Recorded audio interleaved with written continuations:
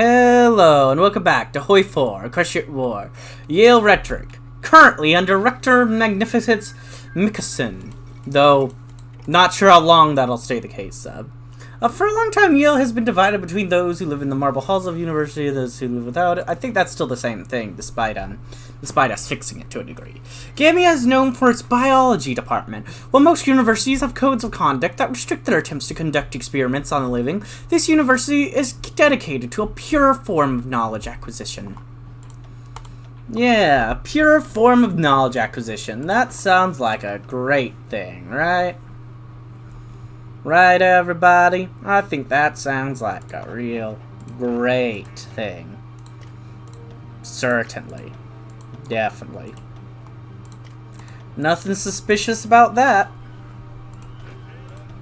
I can't think of anything that could possibly sound extremely suspicious about that.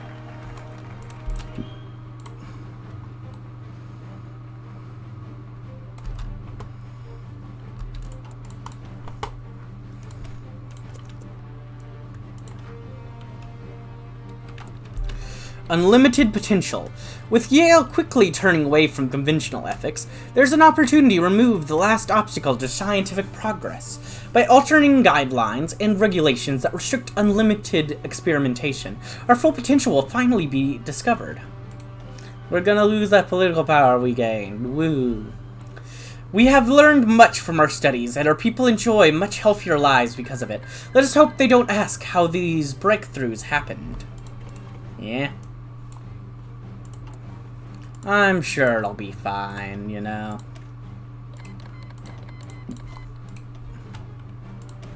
If anything, I bet they'd approve of what we're doing. Right? What do you guys think? Do you think they'd approve of it? I think they would. Come on. Why wouldn't they?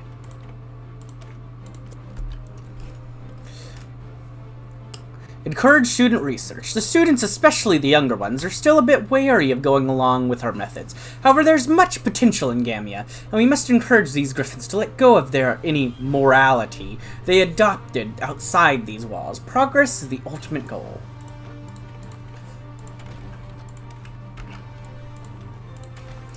Geesh, we're gonna have,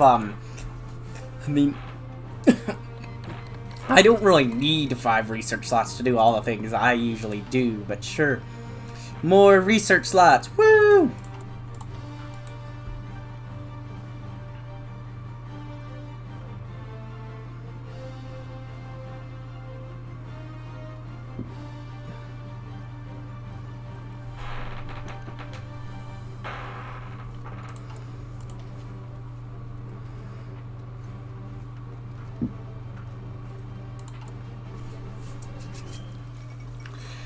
We really need more research slots, you know.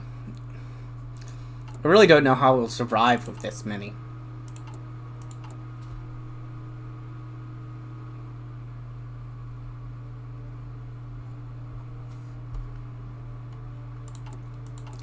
Okay. Let's go. Alright.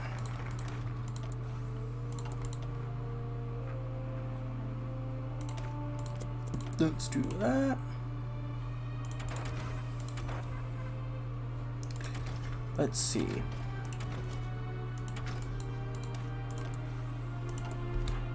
The Archon's patronage. The Archons are delighted that Yale has chosen to favor the University of Bruma. To promote Bruma's traditionalist theories to the rest of Yale, they have chosen to increase their investments in our country, increasing the hierarchy's benign influence in our education system. With the Archon's patronage, our country will rise to greatness. Woo! Let's go. Let's go be great. Yeah, boy.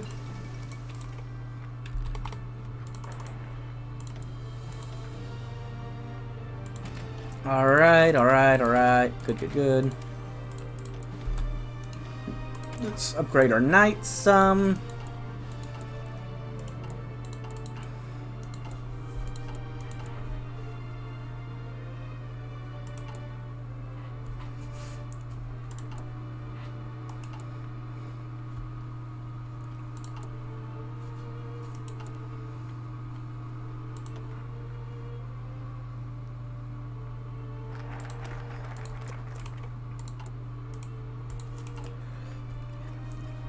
Elos. Although the role of charity in Griffin society is often debated, a generous donation to public charities by the Triarchy would smooth out tensions in Yale.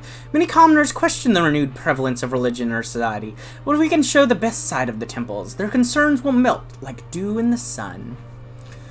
Students into assistants, the students of Gabnia have embraced our path and are eager to help expand our knowledge. Woo! Don't you want to learn? A scholar's request? Nope. Not doing that.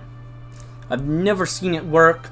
I'm sure if it actually does work, you get some, like, powerful effect or something, but I don't care. Even if it does, I don't really want to do that in a run on here, because I don't... That just adds some randomness that you guys wouldn't get in your run, which would make it seem a little unfair anyways, so...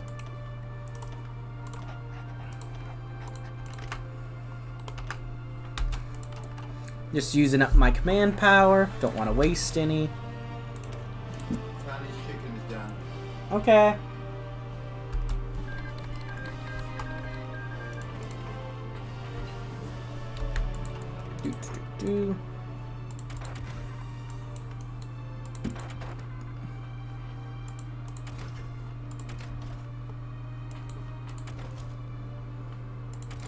Alright, I've got all the things that I usually go for quickly done. So, let's see. So I think I'm just gonna waste some time from them and just go ahead and start other things. So, yeah. Burma's societal sciences. The University of Burma is an exception amongst the universities. Its faculty for social sciences rejects the university ideologies of harmony and socialism as equestrian attempts to export their way of life. According to the presses of Burma, if Yale is to weather the coming storm, we must return to our past and look for guidance in our own culture. Okay, sure, we'll give it a shot. I mean, what's the worst that can happen?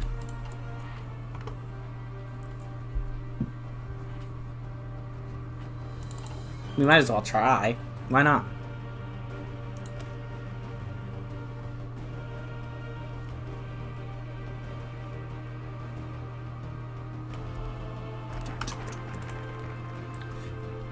Local ethics. Many of our academics have grown too detached from the real world and the normal griffins. Let us return to society and learn from them. The answer to what a just society is cannot be found in books from equestrian philosophers.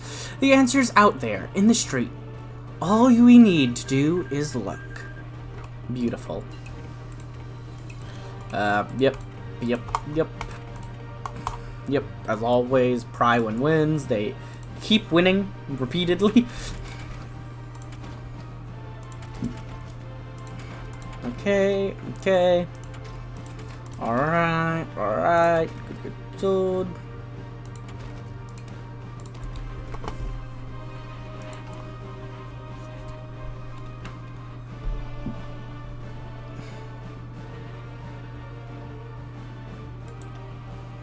Next, I want to get you up to extensive.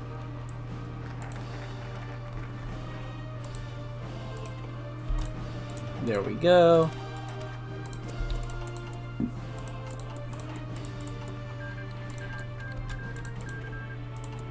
Plan the Archon's visit.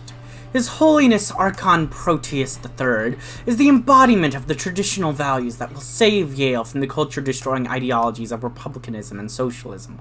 However, some of the people still doubt that the benevolent intent of Arceus Archon. A visit by Proteus will remind Yale how Arceus would want us to live. Yes, of course.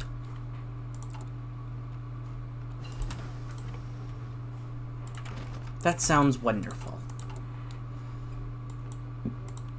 Actually, I'd like to get one more of those first. And then I'll do the other one. Yeah, I think that'll work better.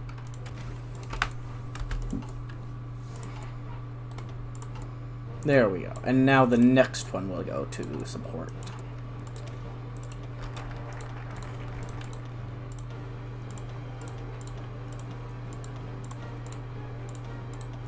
Well, actually, can I get 2 more? Okay, then. To get all that, actually, would probably... Actually, it's still not that much.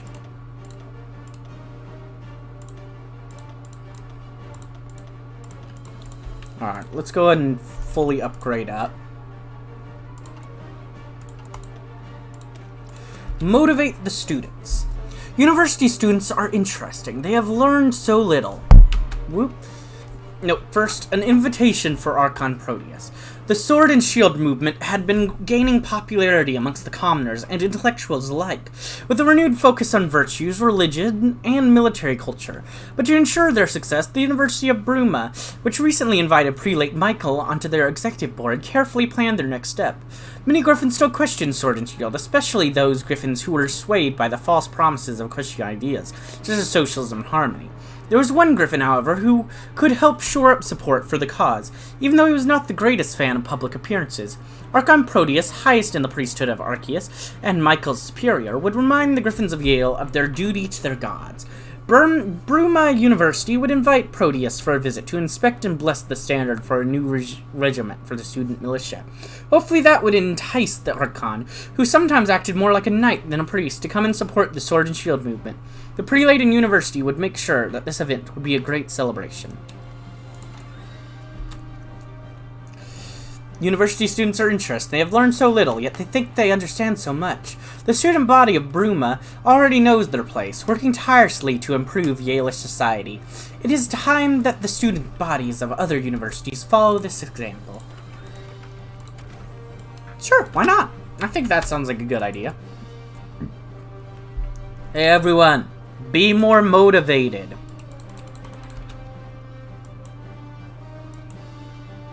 Okay? Do it. Be more motivated, okay? The blessing of Arcurius. A huge crowd had gathered in Bruma's Kaiserplatz, the city's center square, but the middle of the plaza was kept open for the ceremony that was about to start.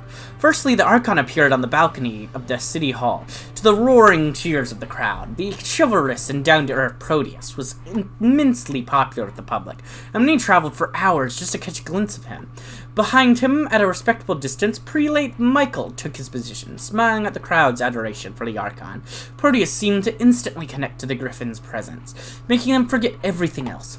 The sound of military drums closing on the square silenced the crowd, and from around the corner the Sword and Shield militia marched into the square. They were wearing their gray dress uniform, lined with golden thread, and a gray cap with a white plum supplemented their formal attire. In front walked the standard bearer, carrying a golden banner depicting a sword behind a shield, surrounded by a royal wraith. On the banner it said Virtue Justia, Arcurius. When the student militia had reached his positions, they formally greeted the Archon, after which the square was silent, waiting for the Archon's speech. Thank you, citizens of Yale, for inviting me on this beautiful day. Your prelate has asked me to say a few words to you, and I will. As you know, Arcurius always had a special place in his heart for Bruma and your university, and has produced many wonderful knights and priests. The crowd cheered at the Archon's praise, and he had to gesture them to calm down. Woo! Yeah! Yeah! Woo! However, I have been told that not every Griffin in Yale has decided to follow the divine path. Many are confused and lost in these uncertain times, where the world seems small, but the challenges to our well-being loom large. But remember that Arcurius will fight for those in need. I implore you, follow the God's call and save those who stray too far. Then Yale's future and that of the Empire will be secure. After the Archon was done speaking, he was joined by Prelate Michael, and they chanted a hymn to bless the Sword and Shield banner. Proteus then spent the rest of the day chatting with the soldiers and students, and even tested out one of their rifles himself. News of the Archon's speech spread quickly, and many Griffins heeded the words of Proteus. The following week, all temples in Yale were packed to the brim, as many Griffins returned to the Arcurian's protection. Praise Arcurius, protector of Griffinkind! Woo! Let's go!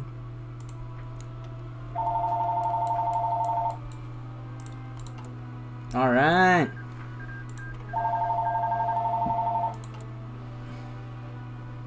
Alright, well, things are going pretty well.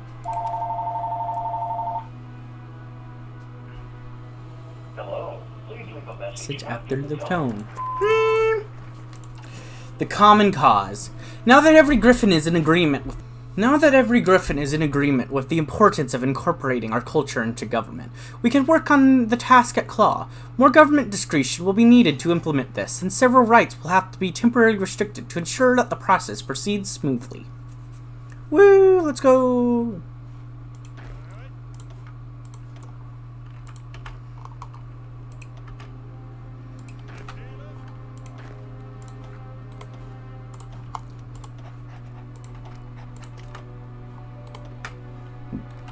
There we go. Alright. Two.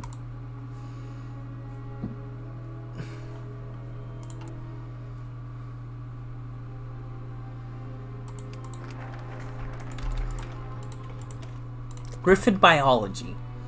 We must begin our research at the core, the Griffin body, a unique blend of several different species of animal.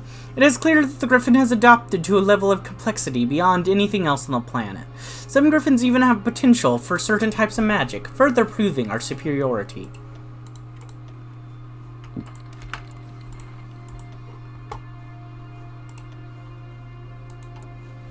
We're the best! We're the best!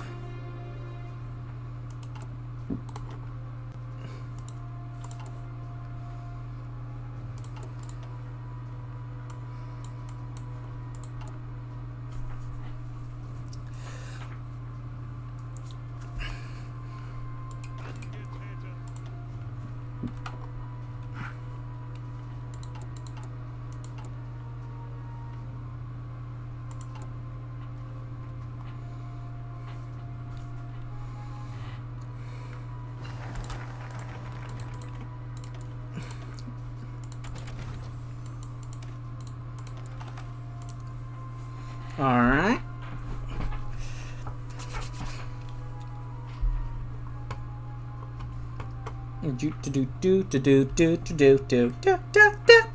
That's right. I think I was doing the Nicktoons jingle thing. But, you know.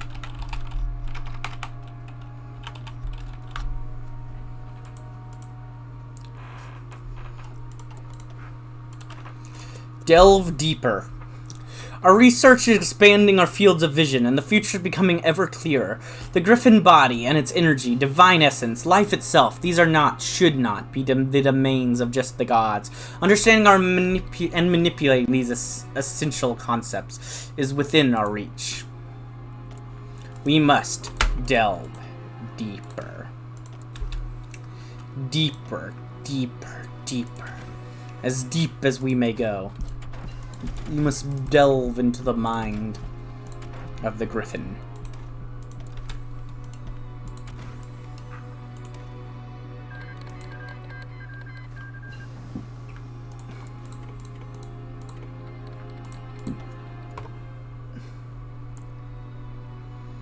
Deeper, deeper, deeper, and deeper still.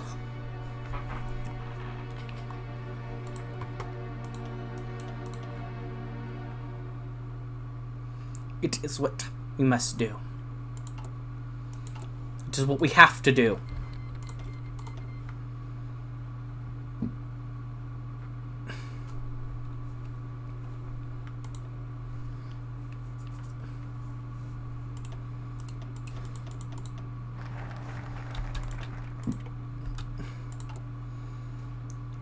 We are working. Our culture and government has finally become one. We are working to delve deeper. It will take a moment for us to delve deeper. Give the game a bit. Gamia's dominance. The recent ascendancy of Gamia, the leading Yale-ish university, has ensured that it has access to the funds necessary to attempt some of its most ambitious project. However, even this vast pool of resources has limits, meaning we can only finance the supply of one of our ambitions.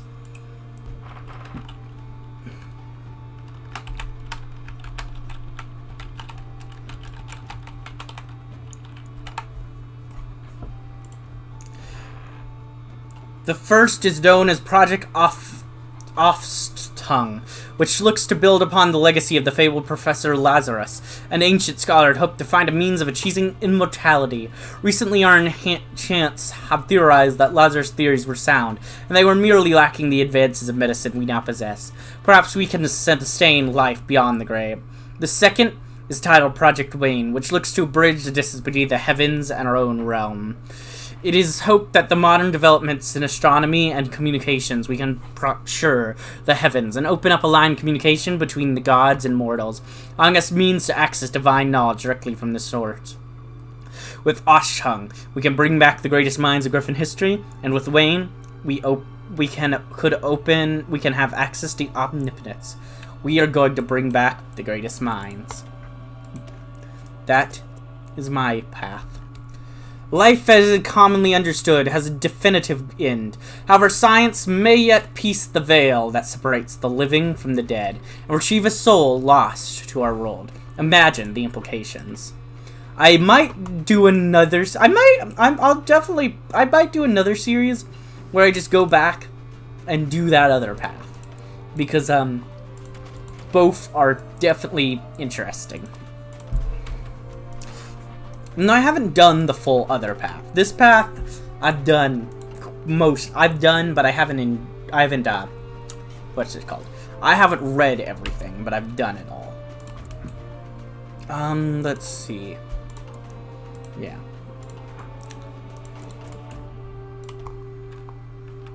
The ambitions of Afstung. Our scientists report that theories of Afstung have been proven in practice after tapping the electricity from the entire university, performing the necessary enhancements on the body, and via an extremely stressful procedure. We have managed to bring a small rodent back to life. The animal remains in good health, with full mental capabilities, were it not for the loss of most of its skin in the process, which is nothing some magic can't hide. The possibilities are endless, but the revival of a sentient being will require much more power and would risk damaging the machinery or perhaps even angering the gods. But Gamia, Board of Directors, has approved of an ambitious project to ensure the most is made from our singular opportunity to achieve Lazarus' dream. They hope to revive the Griffin, who is considered by some to be the mightiest warrior to have ever lived, and by many more as a brutal tyrant, Grover II.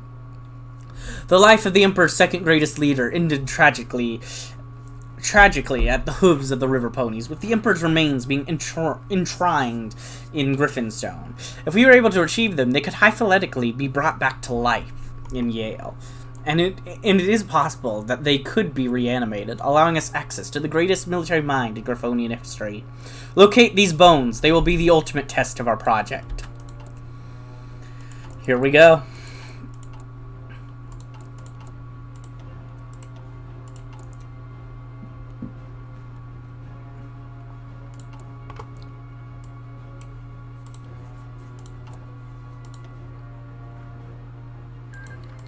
That's right. Test subject, the Emperor, the second Emperor himself. Here we go.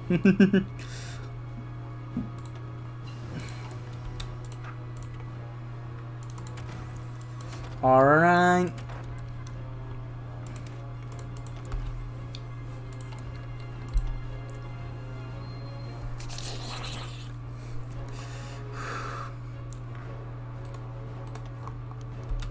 The remains of Grover II, the tomb to the Griffonian Empire's second greatest leader, is located in Griffinstone. In size and grandeur is only rivaled by the mausoleum of his father, Grover I.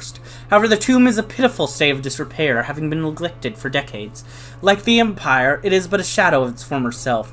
In the dead of night, our team of researchers broke into the tomb and extracted the remains of Grover II, while evading capture at the claws of the Griffinstone authorities. They managed to reunite the bones to Gamia, where they have now become the focus of Project Asteroid. May Grover finally return to the Empire. Oh my goodness. It's a little silly, but I love it so much. We actually just bring Grover back to life. Like, we're go. Like, it's hilarious.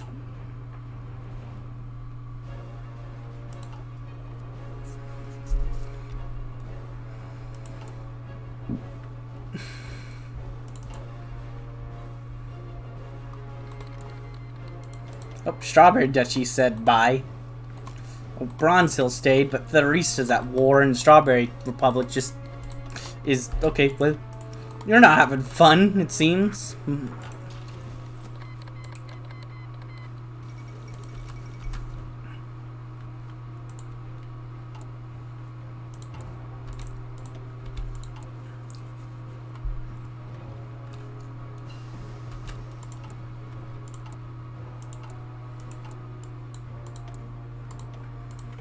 Alright, okay, that's good.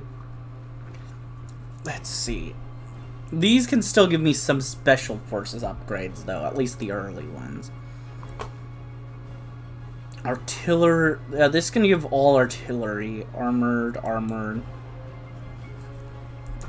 Knights, Signal Company, and I'm using Signal Companies, right? Yeah, I am. So, you know what? I think I'm gonna go with that path. Yeah, why not? This, I believe, just is purely naval and aerial, which I'm not really using much of, so yeah, I'm just going to ignore that. Let's grab up, you now. Long day and winter. Don't really care. Aha. But I think we're going to learn more about the return of Grover in the next episode. I hope you enjoyed, and if you did, like, comment, subscribe, and hit the bell button. And as always, peace.